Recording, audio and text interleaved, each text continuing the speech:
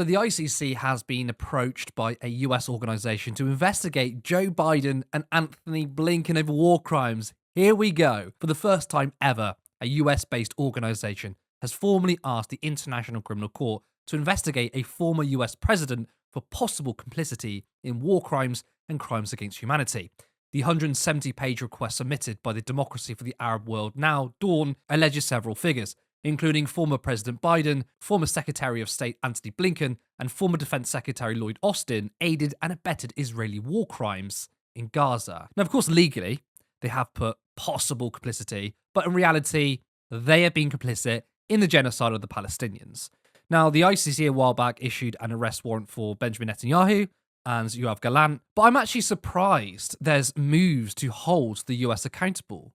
However, this is the ICC being approached, it's not them themselves, but I still think this is a significant move, especially that it's a US-based organisation. Now, Dawn alleges that they meet the legal standard for aiding and abetting war crimes. US support has included at least $17.9 billion of weapons transfers, intelligence sharing and targeting assistance, and the US abstaining from, voting against, and vetoing several UN resolutions calling for a ceasefire and hostage deal or increased humanitarian aid over the course of 50 months. It's also included repeatedly sending weapons to Israel without congressional review, including weapons that were used in alleged war crimes like the killing of Hind Rajab. That's the thing, right? They have so much legal grounds on this. It's not just about showing public support. It's the money and it's the arms that's being sent to Israel. And as that paragraph shows, a lot of it was done without Congress. So it wasn't even voted on. This is Biden's administration. They can't play innocent. They can't use the excuse, well, Israel has a right to defend themselves, saying, oh, the weapons we sent were used for defensive purposes. We know that's a load of shit, and they know that too. I mean, the State Department admitted that it was likely that some of the weapons that were sent were used in violation of international law, yet they didn't stop sending arms. They knew 100%. These people are monsters. They all knew that innocent children, that babies were being slaughtered, blown up by Israel.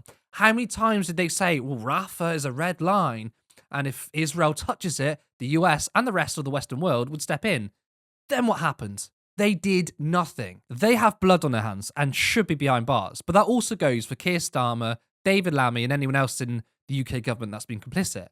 There should be arrest warrants for these people. Now, since Dawn is US-based, I can see why they've only called on the US government to be investigated, but it needs to be all of them. Now, the question is, will the ICC do it? Now, as I mentioned earlier, they were willing to stand up to Israel. They issued arrest warrants for Gallant and Netanyahu, but will they stand up to the US? Well, that's another question. Dawn has also signalled that Trump could be a target too. Earlier this month, Donald Trump signed an executive order that authorises aggressive economic sanctions against the ICC, accusing the body of illegitimate and baseless actions targeting the US and Israel. In a statement on Monday, Dawn also stated that Trump's order against the ICC could subject him to individual criminal liability for obstruction of justice. It's wild, isn't it? The US saying the ICC doesn't have any jurisdiction or they are illegitimate. The US, I mean, the pioneers of violating international law and illegal war crimes. But I want to know what you think, right? Do you think the ICC will investigate them?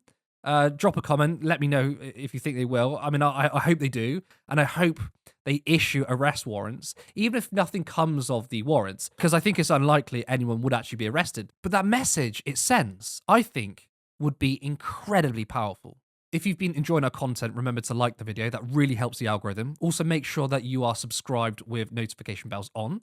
If you want to help us grow, then you can head over to turnleftmedia.co.uk/support. There you can donate monthly via our Patreon, or there is another link to give us a one-off donation. Now, right now, there are 5 of us working voluntarily at Turn Left, so any help would be amazing. If you didn't know, we go live 3 times per week, Monday and Thursday, with our normal Island show at 8 p.m, and Saturdays, our debrief podcast, also at 8 p.m.